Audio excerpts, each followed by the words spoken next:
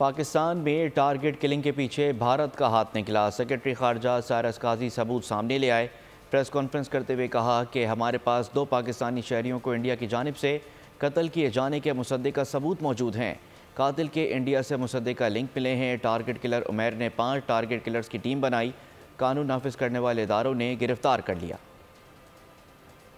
Credible evidence of the links between Indian agents and the assassination of 2 Pakistani nationals on Pakistani soil. These are killings for hire cases involving a sophisticated international setup spread over multiple jurisdictions. Indian agents use technology and safe havens on foreign soil to commit assassinations. They recruited, financed and supported criminals and unsuspecting civilians to play defined roles in these assassinations. Indian media and social media accounts immediately claimed and glorified these killings as successful retribution against enemies of India. At this stage, we are sharing information on 2 cases. A few other similar cases are under investigation and we will reveal details about these in due course.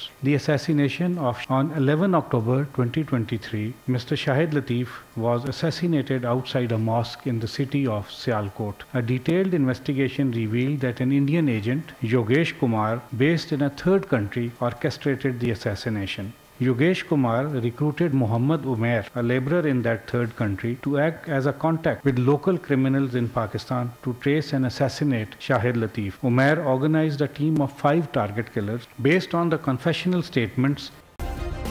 Subscribe करें और bell दबाएं ताकि कोई खबर रह न जाए।